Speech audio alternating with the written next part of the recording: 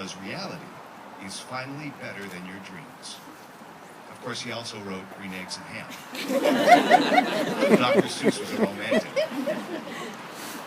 It's been said that love does not consist of gazing at each other, but in looking together in the same direction.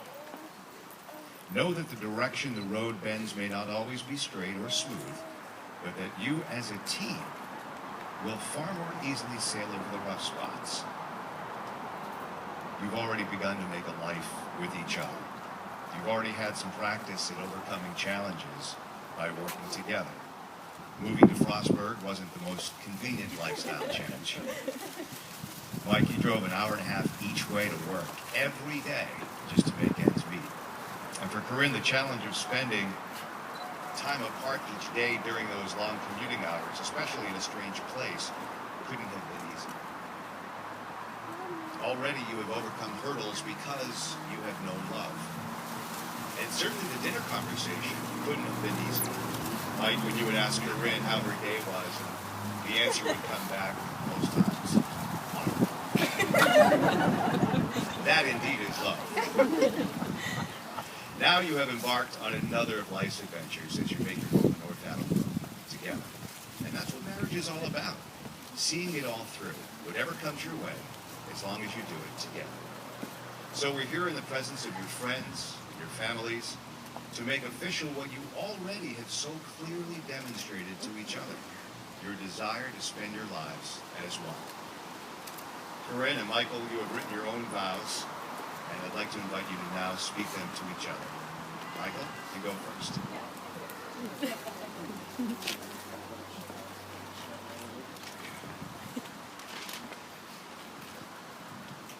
Corinne, right when I met you, I knew that we would be good friends for a very long time. Maybe it was our shared love of video games, or that you were the only person to ever watch all the Firefly with me. Or maybe it's just because you put up with me. It wasn't long before I began to call you my best friend. You knew me better than anyone else. If I was upset, you would clear the room of other people, but stay behind to make sure I was okay. You would wait for me before going out with other friends, and I would always call you first when I wanted company or just someone to talk to. Slowly, I started to realize that I never wanted to be without you. That I wanted to spend the rest of my life with you. I came to understand that you were the most important person in my life. And that for a long, long time, you were trying to tell me the same thing, and in not so many words. Now as we take our biggest step together, know that I will always be beside you. I will love you and laugh with you. I will celebrate your triumphs with you, and I will grow old with you. I will catch you when you fall, hold you when you're afraid, and put you back together when you fall apart. Whatever life sends our way, I will be right there to share it with you. We will meet it together, overcome it together, and enjoy it together, forever.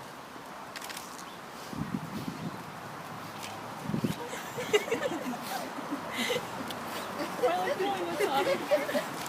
Seriously. When we first met, I told myself that you and I should probably never date. I've never been so happy not to listen to my own advice. None of our friends from college are surprised. In fact, I'm sure they're all saying I told you so in their heads. They've known all along, but it took us a little while longer to figure out that we're perfect for each other. I've been trying to think of a way to convey to everyone here today how much I love you, and I've come to the conclusion that I can't, especially not without making everyone gag. It's simply impossible to put into words how perfect and amazing and bright it feels to be with you. We were best friends before we loved each other, and I can't imagine anything better than spending the rest of my life with my best friend. I've never for a second doubted that you loved me. You waited for me when I went to Texas and to New Mexico. You followed me to Maryland and put up with the fact that 2 years of my life literally revolved around otter poop. I wonder all the time what I did to be lucky enough not only to have found you, but to have you love me back. No matter what else happens, how broke or down we are, it will all be okay in the end because we have each other.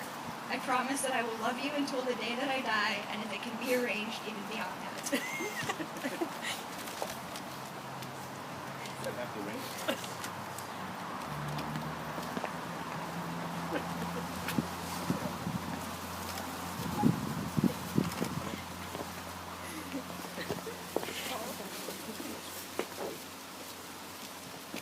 Michael, do you take Corinne to be your wife, to have and to hold from this day forward, for better, for worse, for richer, for poor, in sickness and in health, and to love and cherish always?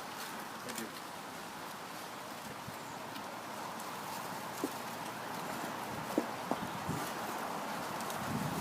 Corinne, do you take Michael to be your husband, to have and to hold from this day forward, for better, for worse, for richer and poor, in sickness and in health, and to love and cherish always?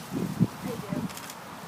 I would ask that as you enter into your married life together, that you both remember to treat yourself and each other with respect, and remind yourselves often of what brought you together today.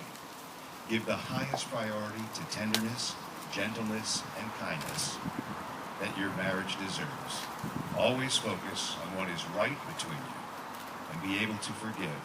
Do not hold grudges, and live each day that you may share it together, as from this day forward you shall be each other's home, comfort, and refuge. Your marriage will be strengthened by your love and your respect for each other. So now, by the power vested in me by the Commonwealth of Massachusetts, it is my great pleasure to announce and pronounce you husband and wife.